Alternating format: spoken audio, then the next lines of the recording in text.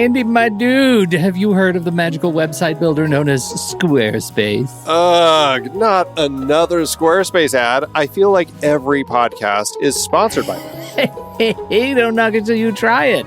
Yes, okay, it is overhyped, but actually it lives up to the hype. Squarespace is like a website fairy godmother. With a click of a button, your site transforms into a beautiful masterpiece. A website fairy godmother? That sounds interesting. What makes it so magical?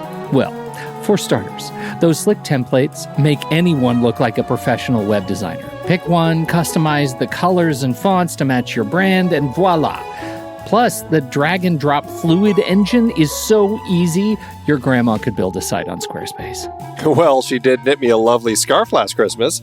Maybe website design is next. Exactly. And when you're ready to sell your Nana's handmade scarves online, Squarespace has built-in e-commerce. Add a store with one click. Get flexible payment options. Then watch those sales roll in.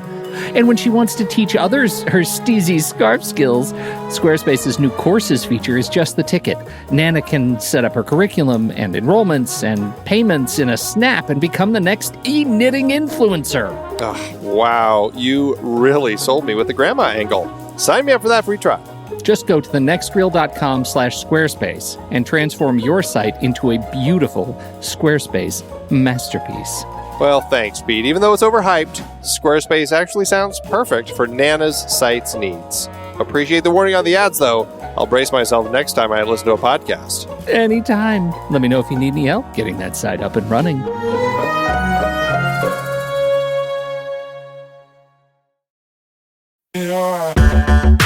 Andy, can you believe we've almost hit 700 episodes of The Next Reel? I know, it's crazy. And with all the other episodes in our family of podcasts, we are well over 1,200 episodes of movie conversation. It's really pretty amazing that we've gotten to have these in-depth movie chats every week for over a decade now. And we couldn't have done it without our loyal community of film fans. Their support over the years has meant so much. For sure. That reminds me, we should give the merch store a shout out. Buying shirts from thenextreel.com/merch is a great way listeners can continue to support the show. Plus, they get to sport our great designs. Absolutely. I think sometimes folks forget we have a variety of shirts, mugs, phone cases, and more available. In fact, a great place to start is with a shirt sporting the Next Reel's logo. We also have that classic Fast Times Spicoli Surf School tee, or the weirdly popular Rusty's European Tour shirt. The one from National Lampoon's European Vacation. Why is that so popular? Search me, but we have sold a ridiculous number of those. I guess there are a lot of Rustys taking trips to Europe?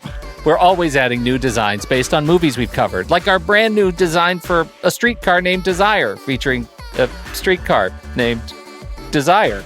So if you want to rep your love of TNR and films, head to thenextreel.com/merch. Every purchase helps us continue to have these weekly in-depth conversations. So visit thenextreel.com/merch today. And as always, thanks for listening and being a part of the Next Reel community. We've got lots more great movie chats coming your way. I'm Pete Wright. And I'm Andy Nelson. Welcome to The Next Reel. When the movie ends, our conversation begins. In just a matter of seconds, you're going to hear a classic episode of this show from back in the day when we called ourselves Movies We Like. It took us a while to settle into the show's format, so you'll notice some differences as you listen to these episodes. For instance, it takes us a bit of time to actually get into the conversation about the movie. Things like that. But we're still proud of the conversations about the movies themselves, and we think they're worth keeping in the library. So enjoy these episodes from our back catalog. And you can become part of our Discord community, learn more about the show, and find out how you can become a supporting member at thenextreel.com. So thank you, everybody, for downloading and listening to The Next Reel. We appreciate your time and attention, and we hope you enjoy the show.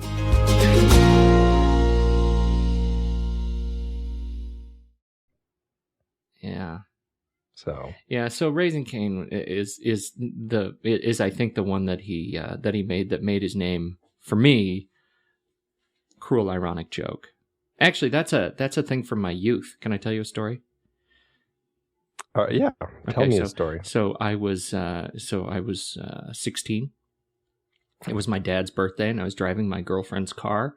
And I was giving her a ride somewhere. We had all gone out to dinner for my dad's birthday. I was giving her a ride somewhere, and then I was driving her home in her car. She'd loaned me her car for some reason. I was, this was when you were 16 growing up, like you get your license and then you are a driver. Like there was no, you have to have an adult in the car until you're, whatever. Now there are all sorts of rules. And so I'm driving, and I was listening to the soundtrack to the Phantom of the Opera because I was a musical nerd at 16. So take Awesome. that, right?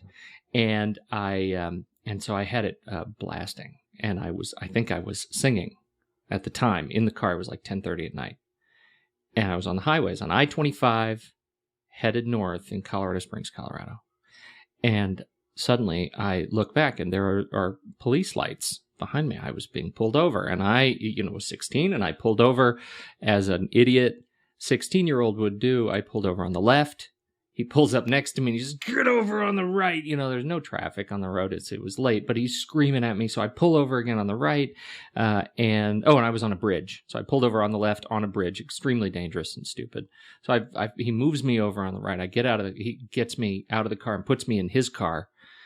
And he says, starts asking me questions. He says, "Do you know how fast you were going?" I said, "No, officer, I don't." He pushes the button on his dashboard thing. It says 98.6. And he says, "Ha, fancy that. You're driving your temperature." I imagine not right now, but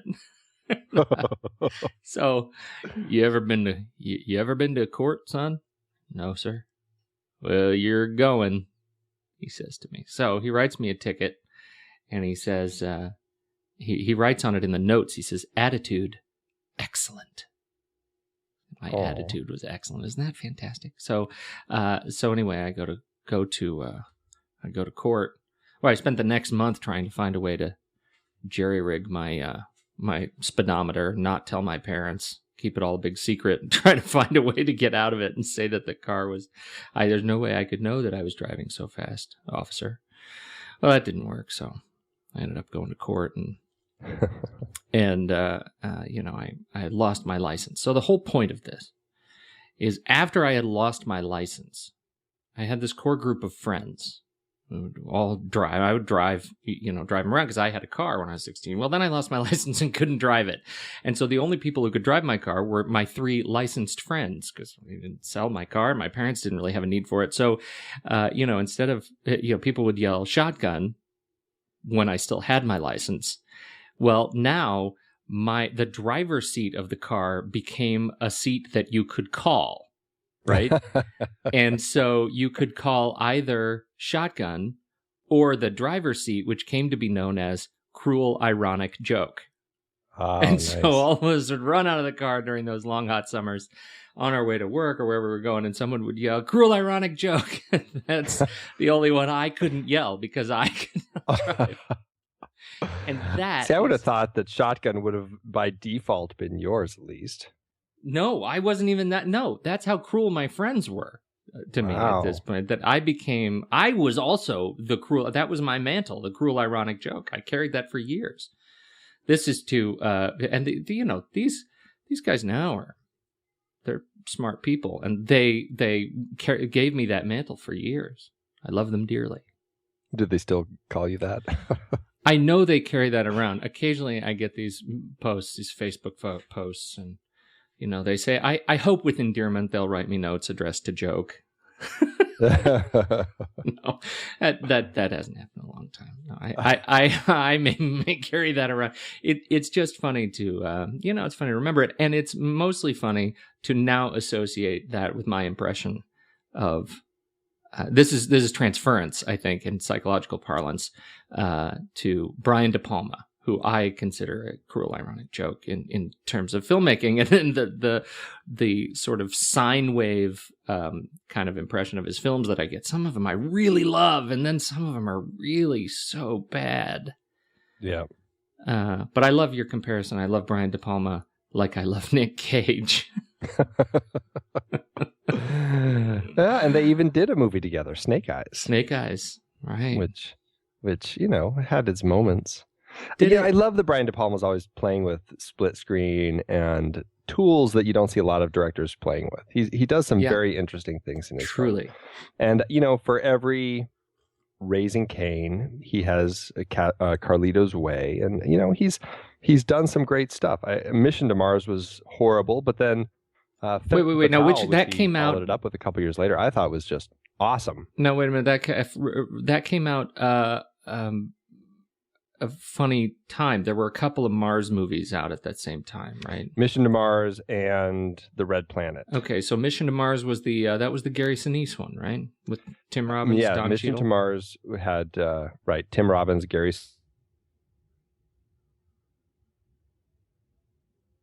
Sinise, Don Cheadle, and face buried on Mars, giant building that looked like a face or some crazy thing.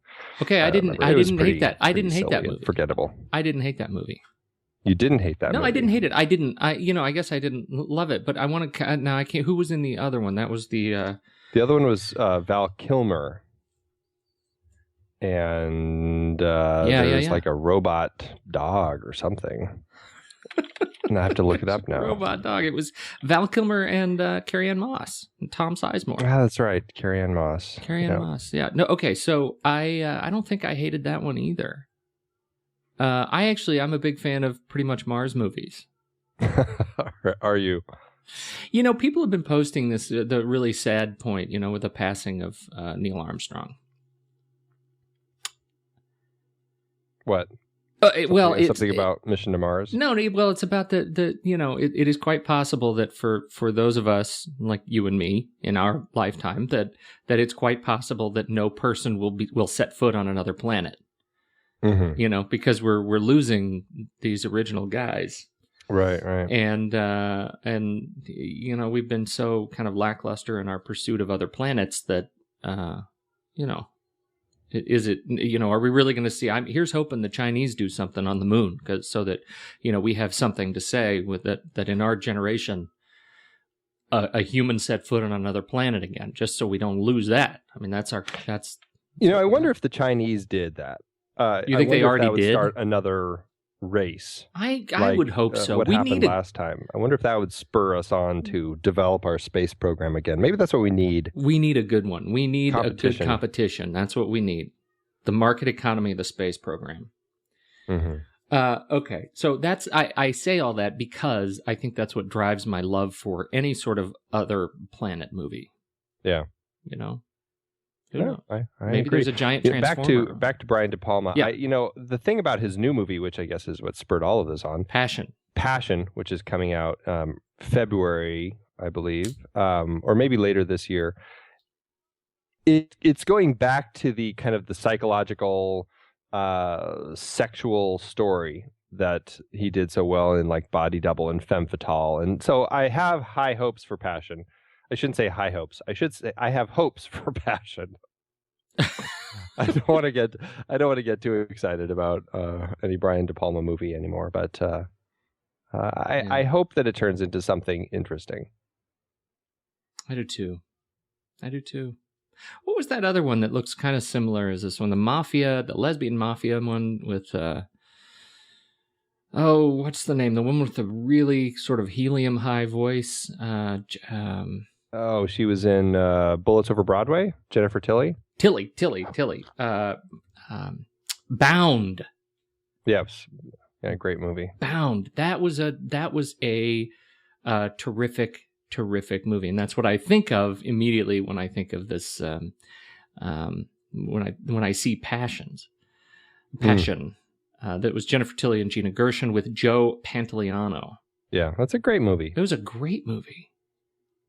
So that sort of sets the bar for me. Like if you're gonna make a lesbian murder plot, a lesbian mafia murder plot film, this is the bar. This was a terrific film. Well, did you see Femme Fatale?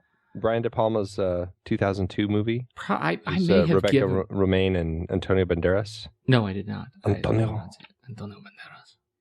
What do you? So you like this one? You like Femme Fatale? I did. It was actually a pretty interesting story, and I mean, I don't think it was anything to write home about, but it was a lot better than I was expecting, and so it's a pretty fun movie. It's definitely one worth checking out.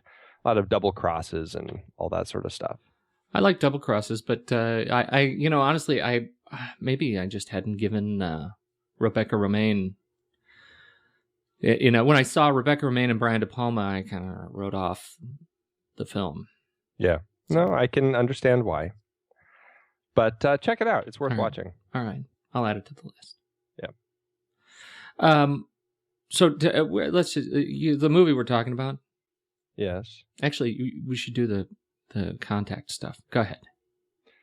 So people can find me on Twitter at Soda Creek Film or on Facebook at Soda Creek Film, and of course at rashpixel.tv/MWL for movies we like. Yes, and iTunes. Make sure to search for us on iTunes, and you can subscribe to the show there. Make sure you don't miss a beat. Send us the usual stuff. Send us a note there. Write us a review. That'd be very helpful. Helps other people discover the show. You can find me at Pete Wright and at rashpixel.tv as well. And tonight we are continuing our Richard Zanuck discussion with Jaws. What a great movie. This is our first Spielberg, right? No, it's not. We did the Indiana Jones series. Oh, yeah, It was a while ago. With the exception of the first 4 movies we did, this is our first Spielberg. Right? Right. Huh? Aside from those, which are easy to discount. Well, let me say this. Chronologically speaking, this is our first Spielberg. You're right. You're right. I love this movie. Okay, so I want to, where do you want to start? I would love to talk about this movie in the context of this other sort of meta discussion about film critique and Rotten Tomatoes. I bring that up in this context particularly because this is a film that, has a perfect score on Rotten Tomatoes. And it's a good place to begin.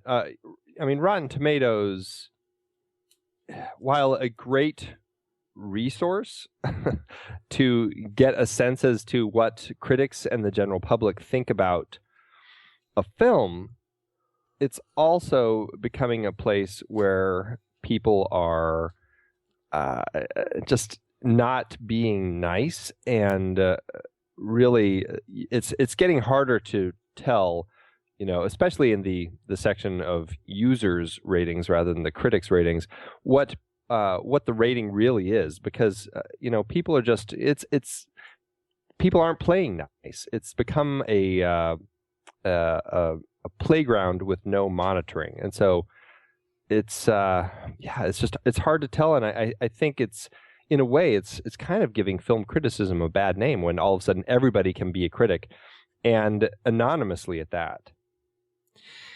Yeah.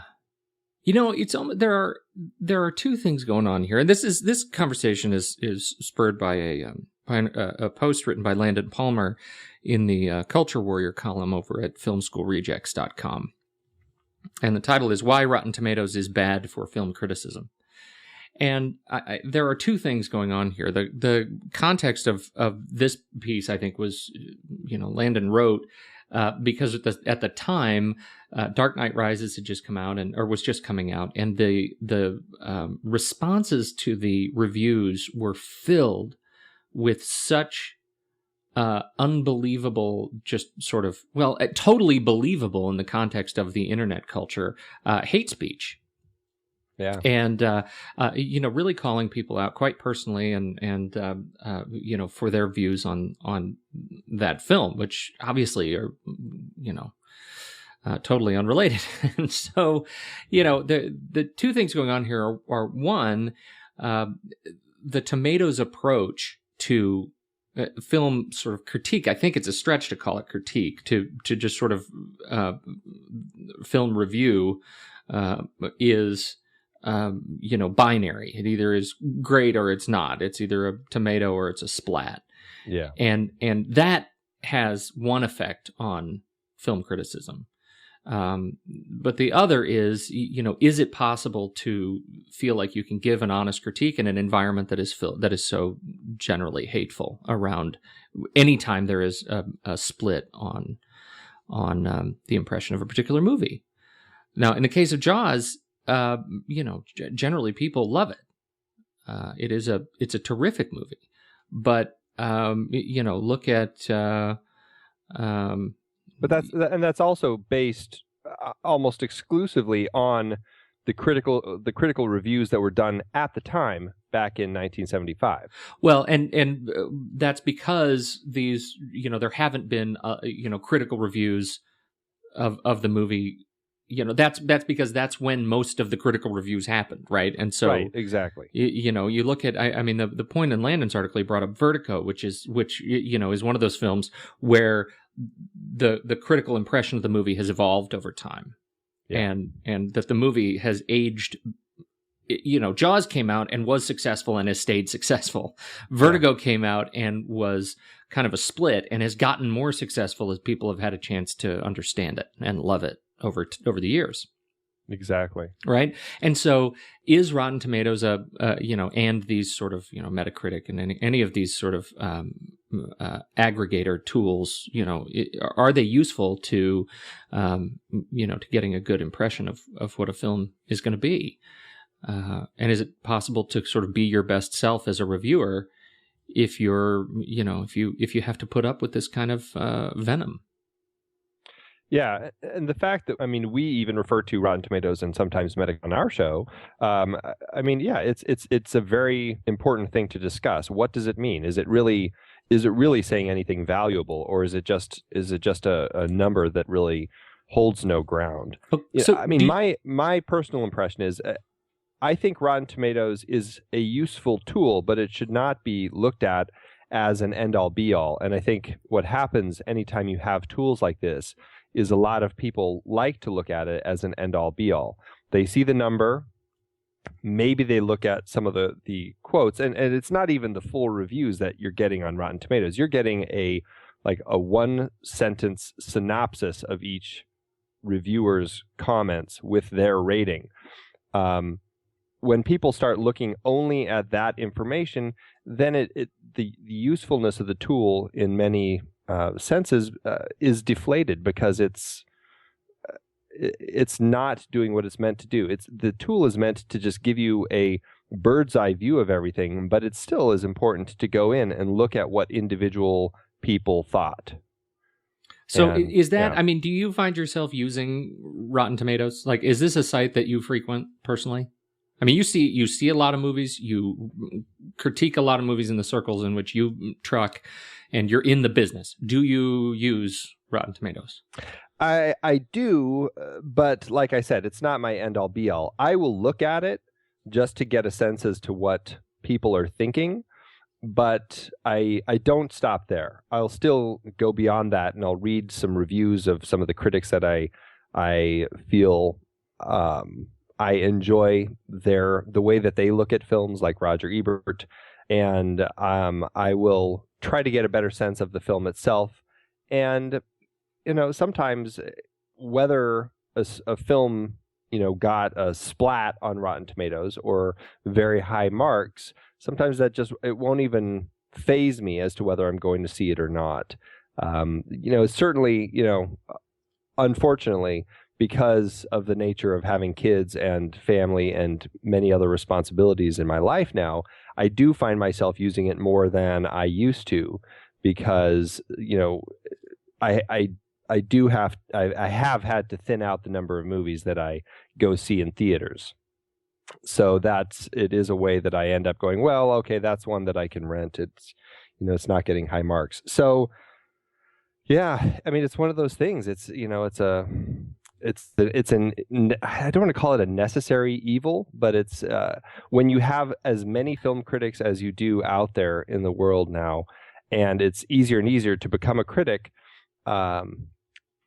It's helpful getting a sense of the overall vibe of something, but it is a dangerous tool, and you should be aware that you can be paying attention to people whose opinions are really not worth spit. I don't personally use Rotten Tomatoes all that much, other than the context of what we've talked about on the show. Sometimes I'll bring it up when we're talking about a show. In particular, I remember we talked about John Carter, and weirdly, that movie aged well with me. It's at a 52% on the tomato meter, but the sort of aggregation of one-liner, one-liner reviews, it's not helpful. It doesn't, for me, it doesn't, sort of give me any real insight onto, what the movie really was. And so I don't know. I feel like it does a disservice to my own interpretation of the movie. If I were to have read this, maybe I would have missed it, and missed out on an interesting sort of visual experience. Yeah. Well, so there's definitely something to that. I mean, there is, and it's interesting to see how things have changed since the time that Jaws was released, when really it was a lot. There was obviously critics writing reviews that were in the newspapers that people were reading. So that's a big source, and it still is to this day. But that was really the only source for critics and television reviews, and then people just finding it on their own and not relying so much on probably what the critics had to say, but just going out to see what everybody's talking about because of the buzz. Well, and it's funny. I found myself thinking the whole time I'm reading Palmer's piece, because he's calling to the mat this sort of trend of binary response to film, and this either a splat or a tomato, right? Mm-hmm. And he says, that's not good for critique. And the whole time I'm thinking, the thumbs up, thumbs down started this whole thing. This was at the movie's whole bit with Siskel and Ebert, and he actually finally brings that up in the last paragraph of his article. In a sense, Rotten Tomatoes is an inevitable development. Gene Siskel and Roger Ebert gained fame outside the cinephile community because of their bidirectional thumbs. Here's the rotten fresh binaries prototype, and of course, the first instinct that many readers, myself included, manifest is seeking the grade a film is given, whether that be a number of stars, like this site, a letter grade, but above the grade or under those stars is a review with evaluation, justification, and argumentation that more often than not can't adequately fit in a blurb. What Rotten Tomatoes does is sever the content from that verdict. We shouldn't be surprised that such tendency invites thoughtless conversation. And I think that's what it gets to, as, at the movies with Siskel and Ebert was an outgrowth of Ebert's already robust career with the Chicago Sun-Times as the film critic. And he had already written, thoughtful critique. And as Landon says, at the movies was for people who don't read, right? Yeah. Largely, people who, who are looking for the TV audience looking for a quicker assessment of contemporary film.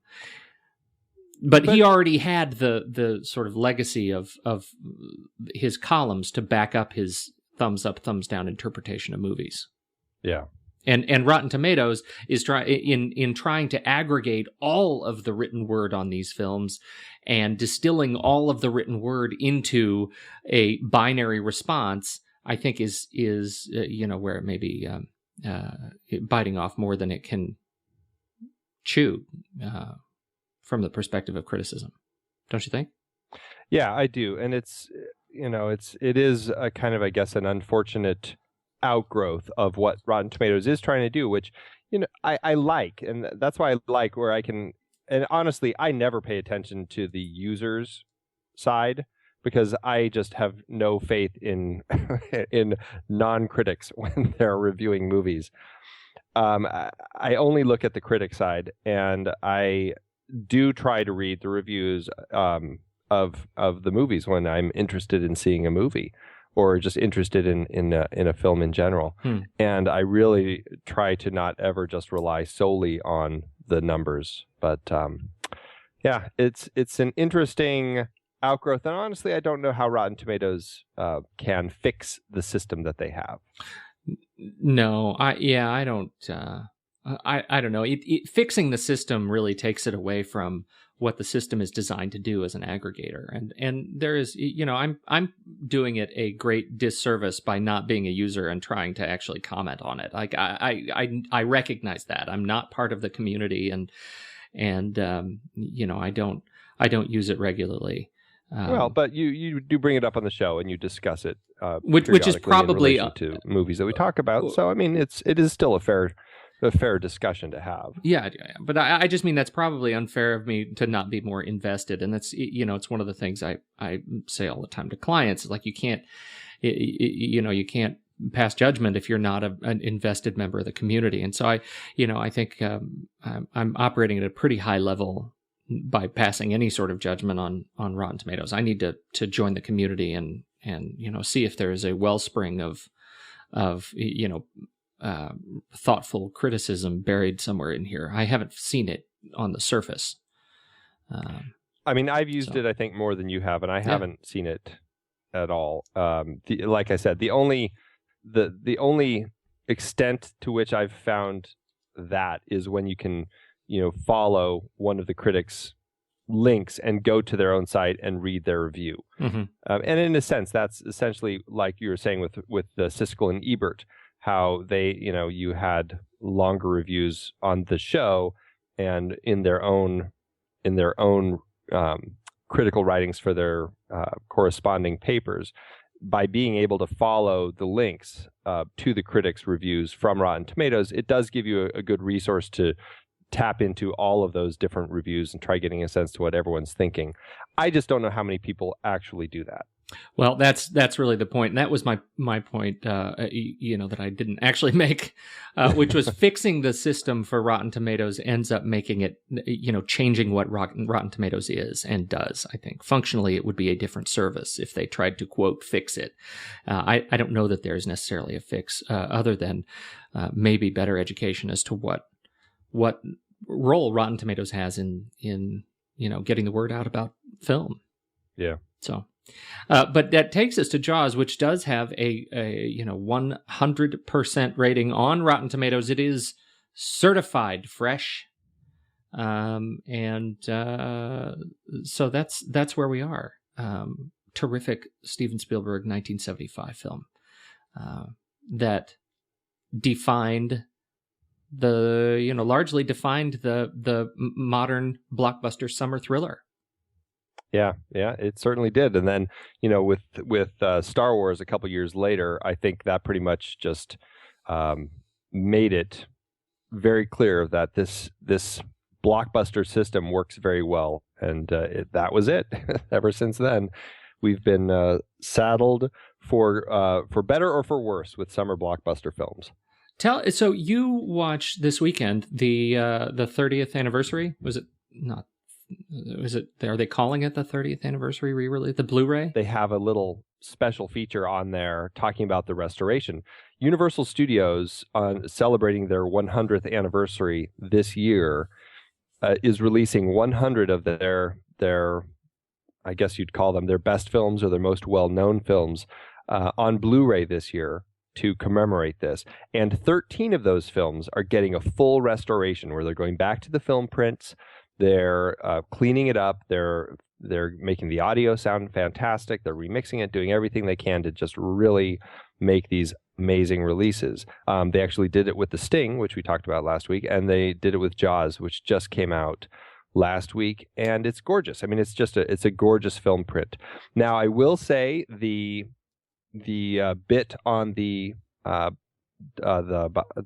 extras about the restoration process is a little misleading. They do make it seem like the film was just a horrible, ugly mess. They show comparisons of scenes looking as bad as they could possibly look and then looking just magnificent.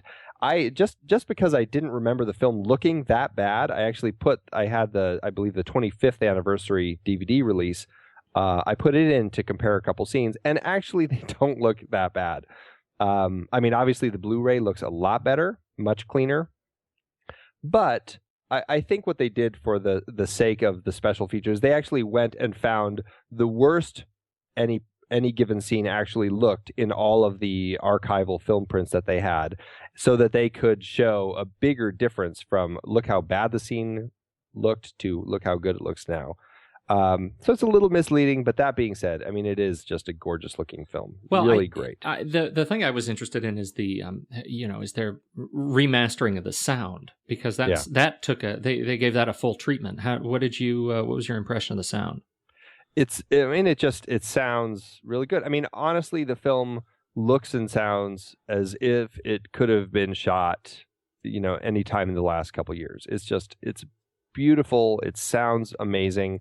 If it wasn't for the dated hairstyles, I mean, it really could have been. It really could have passed for a modern film. Or the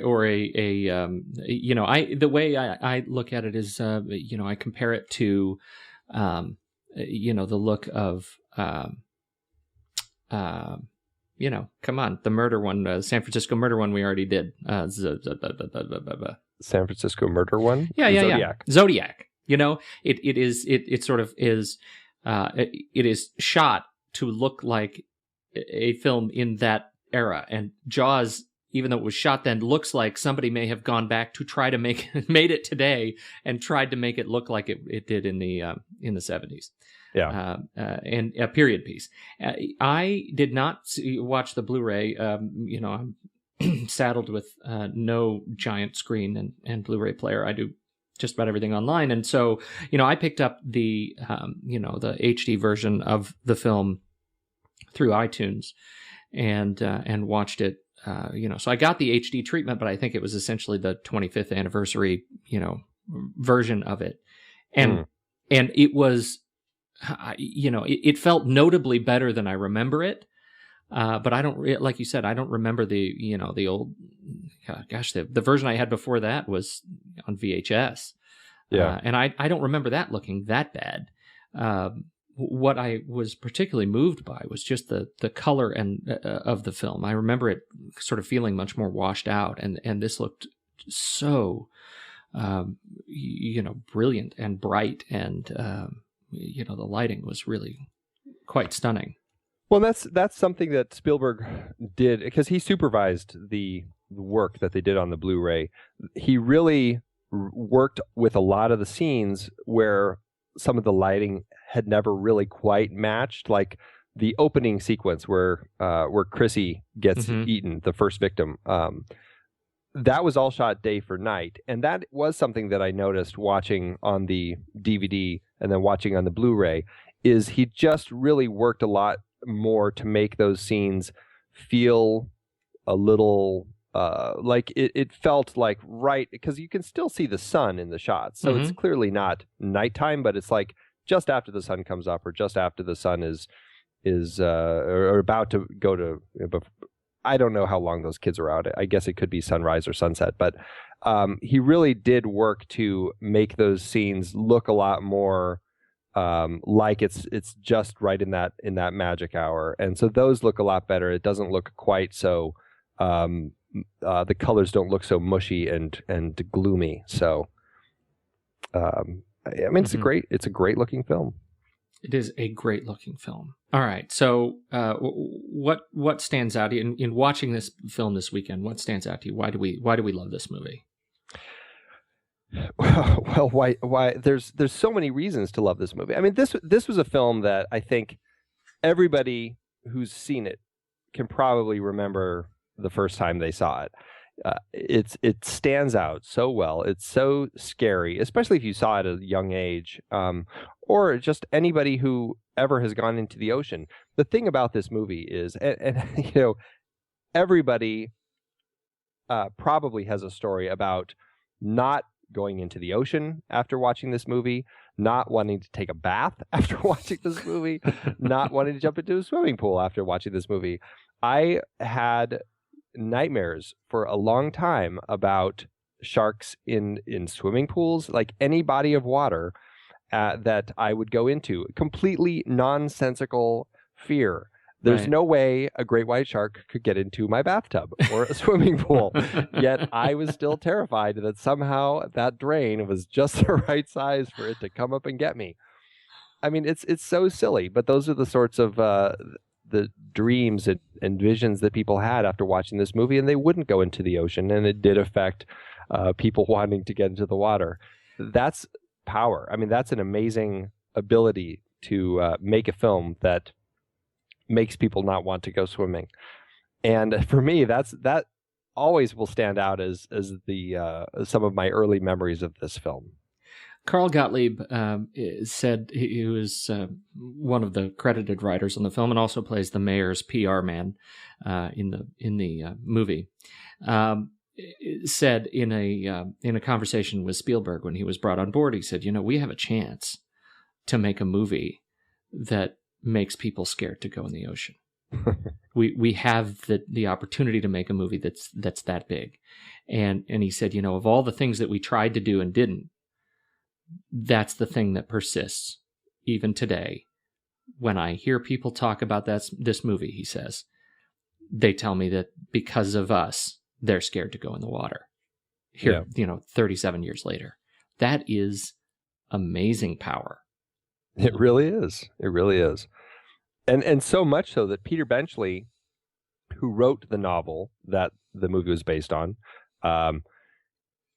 years later, he ended up joining up with I can't remember the organization, but basically a kind of an ocean preservation sort of an organization, and really felt that he kind of felt guilty that he had written this novel that made people so afraid of water and misunderstand sharks. He actually later came out saying that he was he felt right. He wished that he had never written Jaws because he felt that it put people's opinions of sharks set it back by a very long time, like decades, centuries, as to what people used to think of sharks and where we should be with the scientific understanding of sharks.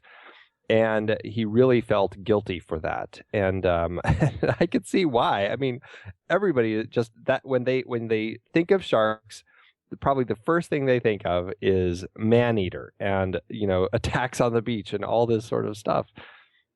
That's a sad truth, I guess. That is true. You posted a 1975 poster, a Jaws poster on the Movies We Like poster collection on Pinterest, and it was the Just the Facts poster. A great poster, which was a great poster. I don't know if you saw on Facebook. I shared that to my own timeline, and on Facebook, Diane Andrasic writes, as a scuba diver, I think the poster is one-sided. Sharks are not the enemy. They do not crawl up on the beach to attack humans. They do not rape us. They do not rob our banks. They are not serial killers bursting into movie theaters, guns blazing. Instead, we invade their habitat, and when they attack us, thinking we are just another meal, heaven forbid, all the other animal world doesn't recognize us for the godlike creatures we think we are. And she goes on and she's, writes about the cultural implications of this mindset, which are all sort of great points. Sharks do not rob banks. And we are sort of in their habitat. But this was a movie whose function was not to present a multifaceted review of the life and times of the shark. It was to talk about a shark. And one of the things I kept finding, to your point specifically about Peter Benchley, is that, I'm sorry I gave people this one-sided review of sharks, but the script itself deals with this a number of times through the movie itself. Brody asks, have you ever seen a shark do this? No, I have not. This is a different shark. This is a monster shark. It is a giant shark that is somehow psychologically deficient compared to the way other sharks think. And it did exactly what it was supposed to do. It terrified us because of the anomaly that this shark represented. Yeah. It's the one-off shark. And the movie did a great job. Yeah, it's a monster movie. Just because the monster happens to be a real animal that, for the purposes of the movie, is more than twice the size what most of these animals happen to be, people did look at it a little unrealistically. Right. They did because that's what terror does. It makes us look by extension, or it makes us look by extrapolation at our lives. But even still, this movie, where it functions so well, when you think about the scoreboard, right? Okay, so Chrissy gets it in the beginning. Mm-hmm. So there's one. Yeah. The next person that the shark kills, because we have Pippet who goes missing first, the dog. But the next after Chrissy, right? After Chrissy, so Chrissy, then Pippet, and then the Kintner boy. Yep.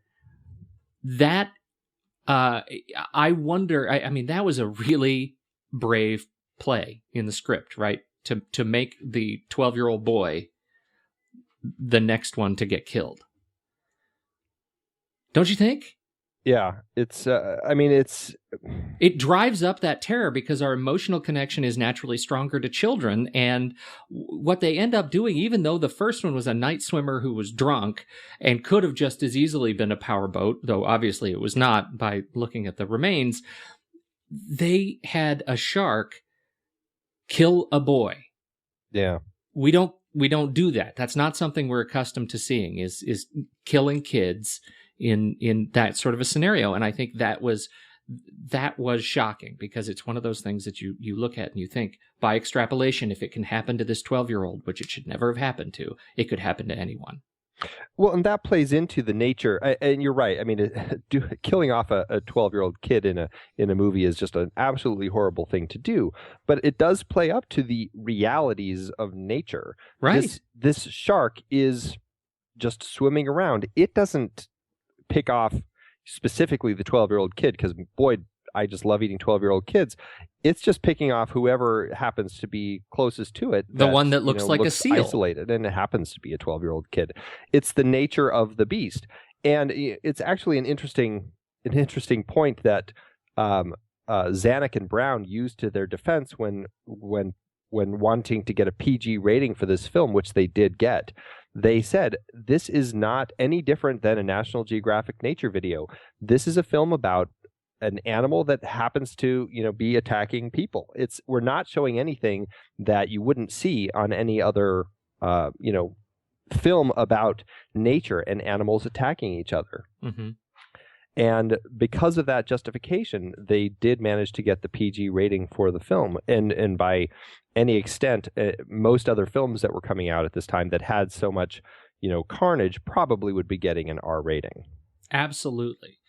Because what they did was make a National Geographic documentary with an unbelievably haunting score and, a lot of off angles and a brilliantly anxiety-ridden police chief kind of trying to orchestrate it all, not to mention the sociopath fish hunter. Like these are things that serve to sensationalize this National Geographic aesthetic that they had created. That's the argument you're going to carry. So I totally agree. I think that all of those things make this even more haunting and bring that emotional connection to every one of the deaths in the film. And there aren't very many by comparison. I mean, so I wonder if it would be possible to run a comparison tally between Jaws 1975 and Piranha 3D. Right. It would. I can't count that high on Piranha 3D, but in this movie we've got the Kintner boy and Chrissy and the fisherman, and there's another fish. I think it's just one fisherman in the boat they discover at night, and then. Well, that's Ben Gardner. Ben Gardner's boat. Ben Gardner's boat, and then Quint. And Quint, and that's 5 people in the course of this movie. And you would think that the shark, you'd think the shark had gone on a Piranha 3D style killing spree. Yeah, 6 people though. 6 people. Okay, 6 people. Chrissy, the Kintner boy, Ben Gardner, who we see off screen. Mm-hmm. I guess I'm counting Pippet. The fisherman, and then Quint. See, Pippet I would put in the on the same scoreboard with the doc, the Ben Gardner's boat, like the inanimate objects destroyed by the shark. But all serve to illustrate the elegance of the horror feel of this movie without illustrating really the grotesquerie of the horror that is not on display in this movie. This is not a particularly grotesque film until the very end of the third act, obviously, when generally the film is shocking in its restraint. Yeah. And smartly written story and a smartly made film. And I think, speaking to that, a lot of it has to do with the production of the film. Not so much the deaths themselves. Obviously that was just how the story was written, but the restraint that they had in even just showing the shark. The thing about Jaws, first off, is its production has been told time and time again. It's probably one of the first films that had as much of its production out to the public as more than any other film up to that point. Carl Gottlieb, I think shortly after the release of the film, wrote a fantastic book called The Jaws Log that it chronicles the production of the film, the troubles that went into it and everything. And then, with the documentaries that have been made, everybody knows about the troubles that went into making this film. And the troubles with the shark in particular, the mechanical shark that they had, nicknamed Bruce, kept them from showing the shark as much as they did. And now we see that as just an amazing restraint, the fact that we don't see the shark as much, and it actually makes it that much more terrifying when all we see are these tanks, moving around on the surface of the water, or we see kind of that POV shot under the water as the shark is moving under these people. It works so much better that way.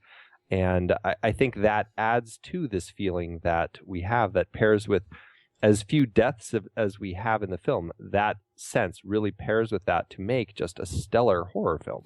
Spielberg said in an interview, he was 26 years old when he made this movie. It's, it's almost a kind of preternatural ability to be invested in film at that age, to be able to come up with a movie like this. And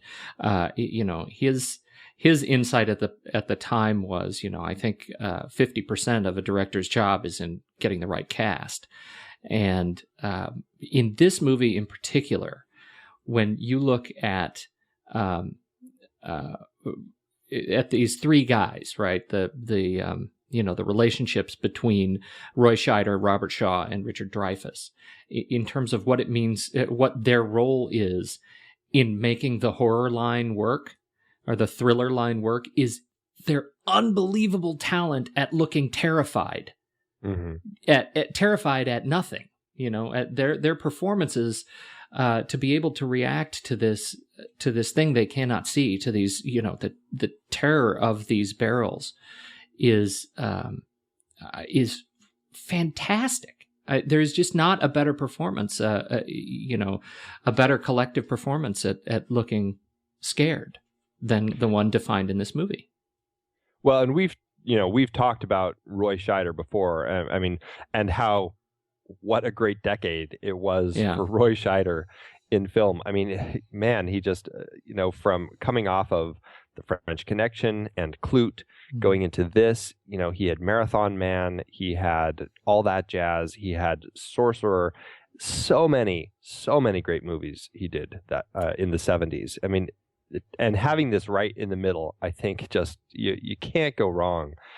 He really had a great decade and did some stellar films. And you can see the quality of his performances all through that 10 years and how good he is. And in Jaws, boy, he, interestingly enough, playing off of kind of the cop character that he had in French Connection, and how that character, that kind of New York City cop who's kind of left the city and has now trying to find a quieter life out on this little island, Amity, and how really his fear of the ocean and his love for his family and all of that comes through so well every time in him. He doesn't want to go out on the water. He's terrified when the night scene, when it's just him and Richard Dreyfuss on the boat, and Dreyfuss jumps in the water to scuba dive down to the bottom of Ben Gardner's boat, and he's just up there on the top. I mean, it's terrifying. You're right there with him the whole time. It's so the most memorable moments of this movie for you, like when somebody says, what's the first thing you remember about Jaws? Well, I think the moment that is probably most talked about because it just works so well is the moment when Brody is chumming on the back of the boat and, grumbling under his breath about Quint, and the shark pops up. And he sees the shark, and it's the first time they've actually seen the shark. And it's a scary, scary moment. You see how big this shark is, and it's right off the back of the boat. And that's just one of the biggest jump moments ever. And then he backs up, and his just famous line, "You're going to need a bigger boat." That to me is the moment that sticks out more than any other in this film.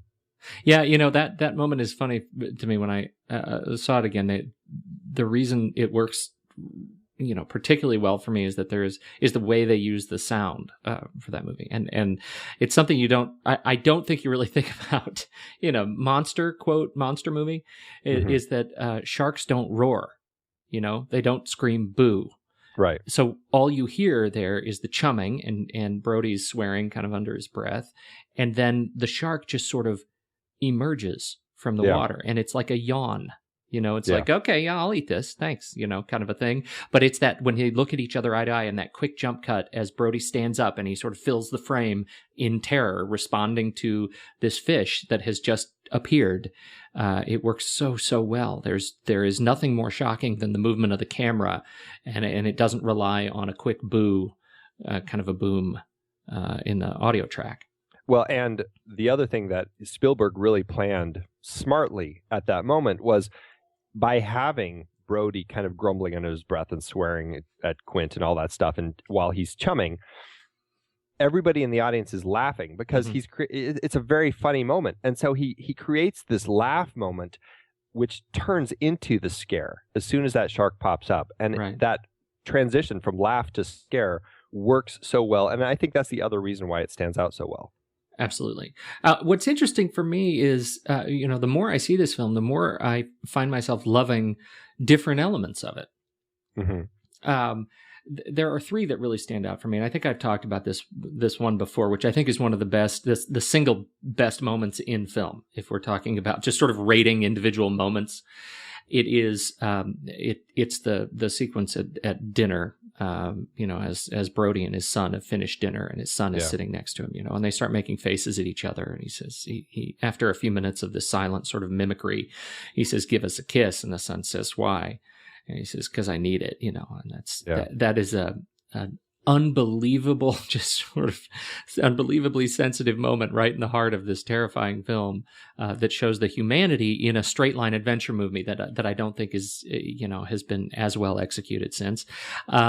The second is the come to Jesus moment in the hospital after the attack of the shark in the pond, and this was a moment that I had forgotten in the movie. It just sort of always blazed by me when Brody says, "You're going to do what you should have always done, which is you're going to sign this requisition so I can hire somebody to kill this fish." And the mayor is clearly in shock, and can't function. And Brody kind of pushes him through in this anxiety-ridden sort of fit, pushes him through the moment to sign the sheet so that they can get to work in the second half of the film and actually kill the shark. And the final one is I think at the very top of of these guys' performances is on the boat when they're reviewing their injuries, and Robert Shaw gets the monologue of the century as he is telling the story of the Indianapolis, which it chokes me up every time. It's a great moment, and I love the whole speech. It's a fantastic speech, and it has stood the test of time as one of the just all-time great movie speeches. There are people who can quote that. It's just, it's so well written. And interestingly enough, that was actually Howard Sackler came on board to do some uncredited rewrites throughout, or at the beginning of the project after the original script was written, and then Spielberg had contributed some ideas. Howard Sackler came on to do a few ideas. Howard Sackler came up with this idea, just a very brief bit. And then Spielberg went to his buddy, I believe it was Michael Cimino, who he talked to next. And Michael actually wrote the speech. And it was like a 5 to 10 page speech. It was a very, very long speech. And then Robert Shaw, who actually is a writer in his own right, he was just like, I can't, this is way too long. I can't go on for this long with this speech. So he actually took it. He asked Spielberg if he could do some rewrites of his own on it. He actually shortened it down to the speech that we have today. So the transition is absolutely elegant on his part from the table conversation. This is another beat that I hadn't noticed, but it shows such an it I think illustrates what the real heart of the movie is, and that is the relationship between these three guys. And it's the first time that you actually have an interaction with Robert Shaw and with between Quint and she broke. What's his name? Say I don't have it in front of me. I moved on. Quint and Brody the little guy. What's his name? Oh, Richard Dreyfuss. Richard Dreyfuss. All right, there, my wrong tab. Okay, so between Quint and the little guy, that's horrible, and Richard Dreyfuss, that I think is really so special. It's when Dreyfuss is laughing. Right, Hooper, his character is just in hysterics, and Quint, for the first time, illustrating I think a deep humanity, puts one hand on his forehead and the other hand on Hooper's shoulder, and in an attempt to say, get ready, because I'm going to show you that I'm a different kind of man right now. I'm gonna do something that I don't do very often, and that transition is just heart wrenching, and I think that gets to, as I was saying, the real sort of heart of the movie is that it's not about the shark at all. This is a journey of these three guys kind of overcoming this incredible obstacle, and the heart of the movie is about them, learning to come to terms with how they relate with one another, and the shark is a MacGuffin only until it starts eating them. Right. Yeah. Their relationship on the boat is really fascinating, and watching from the start when there's a lot of tension and argument between them as that develops to understanding and mutual respect, and they really start working together and come together as a team. And by doing so, that is essentially how they're able to finally, I guess, get far enough to the point where they're able to finally get the shark, even though the shark by that point has pretty much sunk the boat and made a mess of things for them. Really, really made a mess of things. Yeah. But I mean, you can tell, like when Quint is looking at the shark cage that Hooper brings on board, his comments about the shark cage are great. He has complete. He thinks that Hooper is just a loon for putting himself into this thing with the shark in the water. Yeah. It's great. Cage goes in the water. You go in the water. Shark's in the water. Our shark's in the water. He walks away. Just starts singing his songs again. Oh, that's good stuff. It is really good stuff. One of the interesting things that I find with the sound, we've talked about the sound of, in particular, Pakula's movies, Clute and Parallax View. That's another tool that I think is really well done here, which is the crowd walla. There are so many scenes of the angry mob where it's all improvised, and there are select lines that are really artfully audible as they're walking along with Doc. The chaos of getting all these guys out onto the water so they don't kill themselves, and the craziness on the water as they're trying to drop dynamite into the ocean and kill the shark and compete for this $3,000. Just in general, the way they portray this town of Amity through sound, I think, is really beautifully done. Well, and speaking to that, I think one of the best examples for me is another great scene. It's the beach scene when, after Brody is now aware that there's a shark out there, and he wants to close the beaches, but the mayor kind of forces his hand and makes him keep the beaches open. All these people are having a great time, and that fantastic cutting that Spielberg does as Brody is so nervously watching all of these people out on the ocean, knowing that there could be a shark under them, or he knows that there could be a shark under them. None of them do. And the way that it cuts, as we have all the people wiping in front of him, between him and the ocean, we're getting the fantastic cuts and all the sounds of everything from, like, all of a sudden a girl starts screaming and he kind of jumps up and you see, oh, it's just a girl having fun with her boyfriend. And all the amazing sounds as people come up and start talking to him, and you're paying attention to them talking, but you're also listening to all these other sounds on the beach that he's paying attention to, all the way leading up to, of course, the amazing sound of John Williams' score under the water as the shark approaches and attacks the Kintner boy. Mm-hmm. Which leads up to one of the other most amazing shots of the film, the vertigo shot that Hitchcock does back in Vertigo, that Spielberg uses to great effect here as we push in on Brody while we're zooming out. I think I have that right. Are we pushing in? I think we're pushing in on him as we zoom out. Yes. And fill the frame with Brody's face, really kind of expanding his world as he sees Kintner boy get eaten. Right, as the background sort of moves further and further away. Yeah. That's an extremely powerful use of that particular trope. Yeah, and aside from the amazing cinematography done here, I think Bill Butler shot the film, the sound, like you were saying, is so sharp in that scene. All of the beach sounds just work so well and really add to the tension that Brody is feeling at that, like, the whole time. Yes, and what's interesting about that, the score in particular, which I find interesting, that the main theme, right? Mm-hmm. Whatever it is, 16 bars of the main theme, right? Yep. Is that sort of haunting bass line. The rest of the score is not all that menacing. It's, flutes and high strings, and it is a beautiful John Williams score, but it's not that menacing. It's the shark's theme that is menacing. The rest of the film is the rest of the score is just brilliantly suspenseful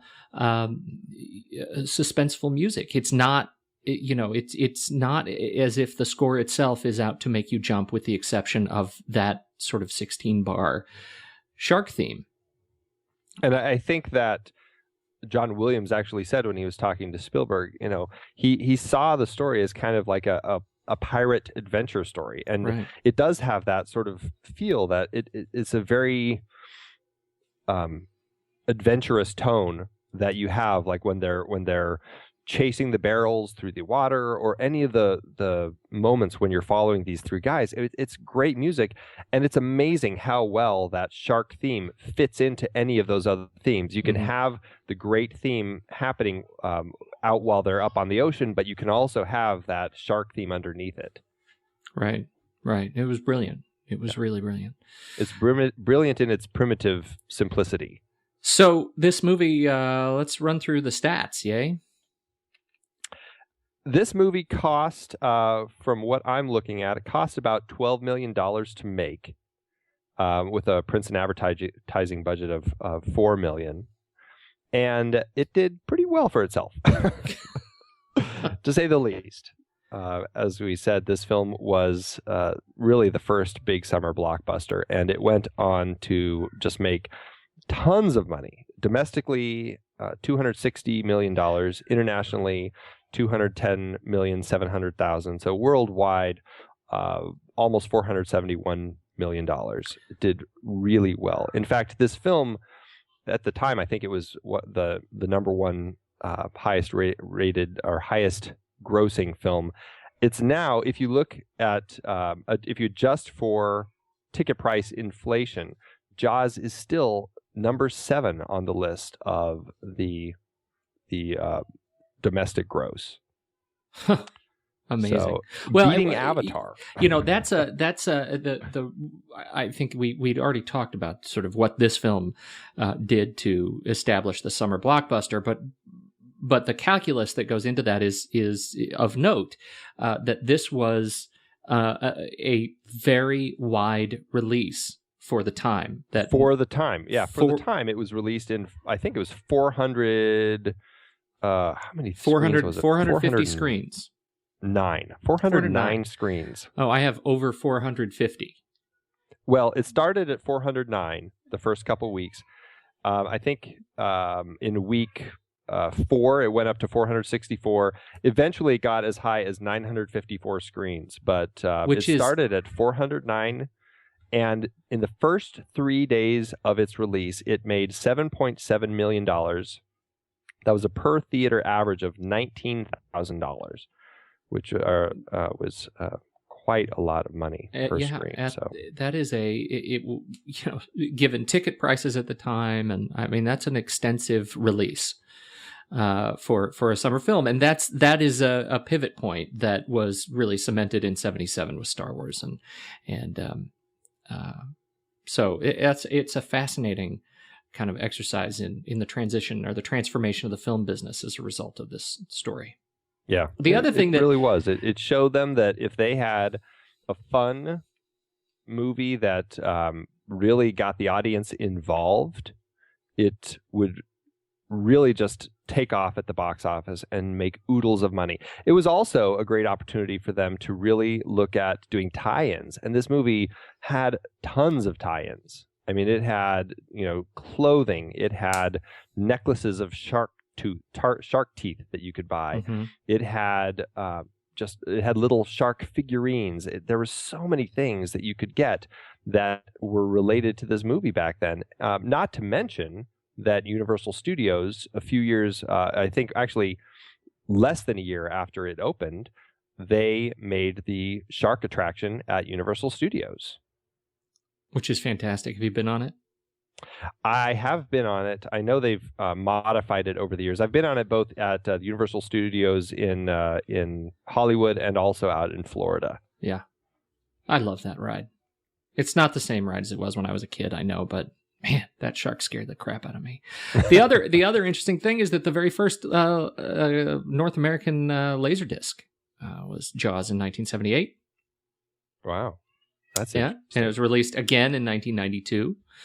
And once again in 1995, which was the first that included outtakes and deleted scenes, and the documentary that is still carried on the film, the special edition versions of the film. Well, you have to watch out because what's his name, Laurent Bozereau, whatever it is, fantastic film documentary, and he's made some amazing documentaries about movies and their production.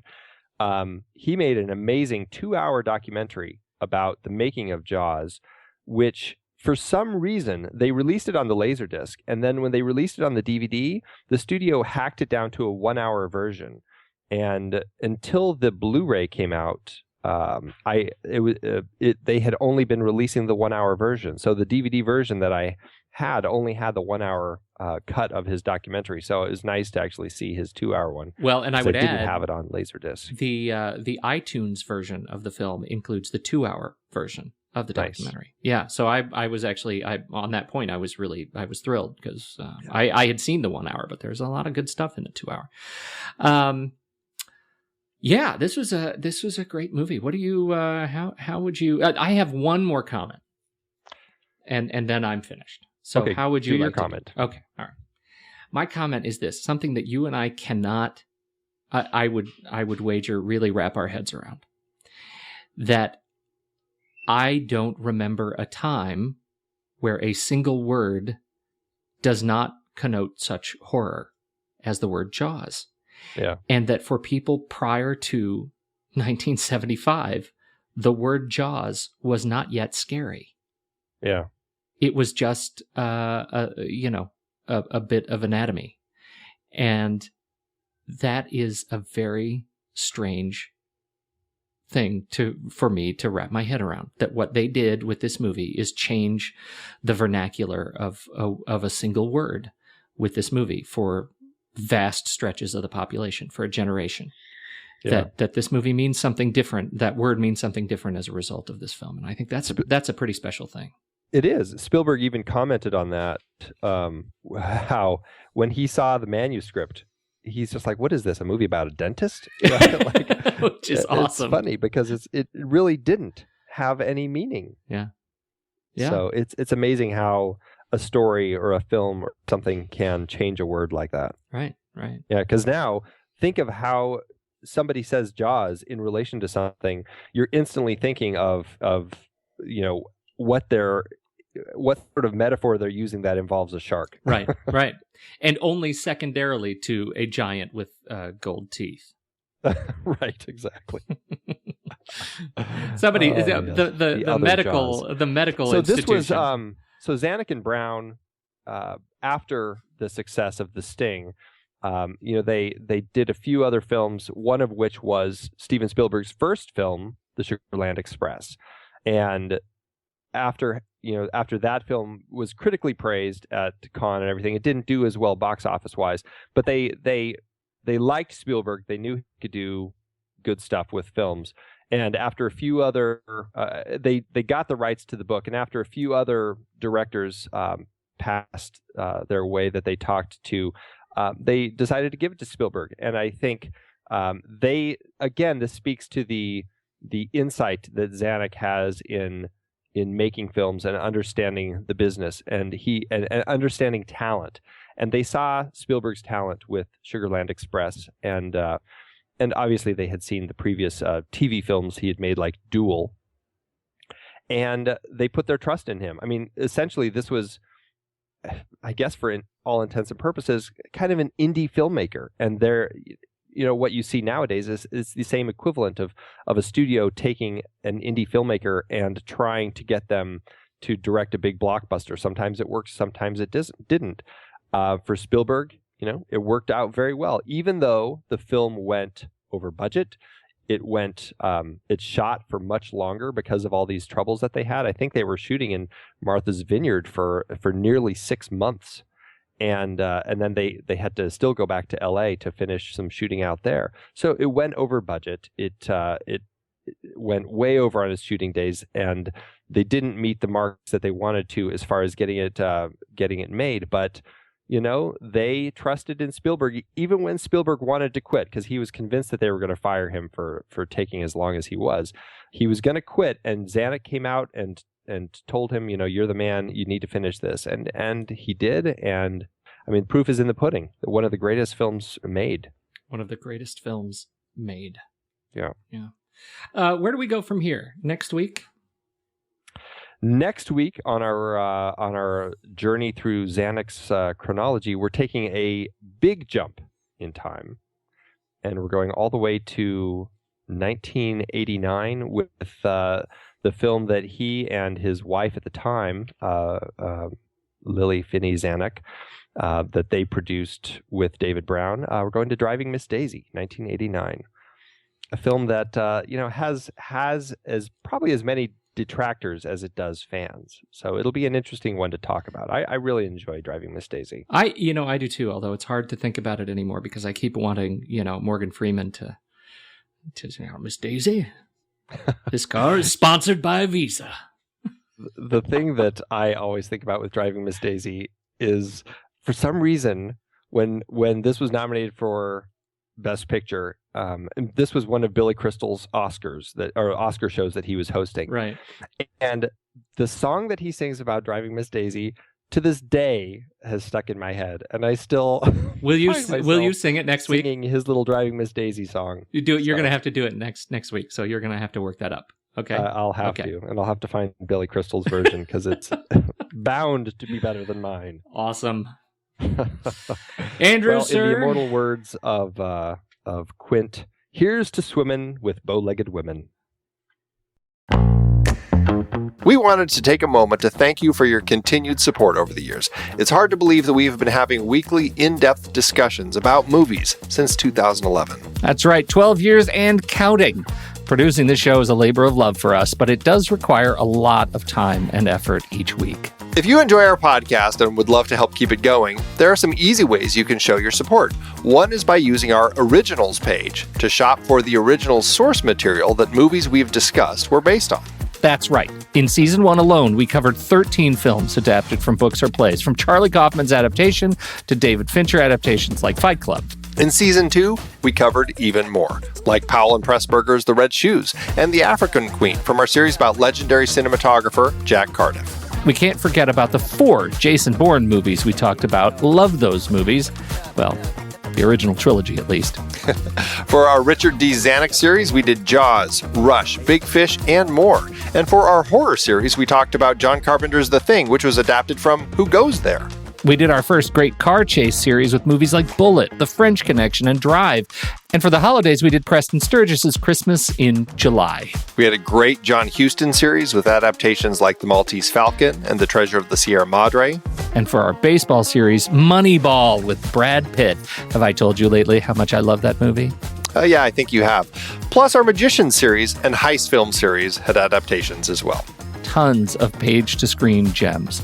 Listeners can find the details and links to the original material at thenextreel.com/originals. Every book, play, or movie you buy through our links helps support the show, and it's no extra cost to you. So dive in and get your next read today. thenextreel.com/originals has all the films adapted from other sources that not only we have covered, but all of the shows on the Next Reel family of podcasts. Check it out and get reading. Support the show and build your reading list. It's a win-win. Head to thenextreel.com/originals.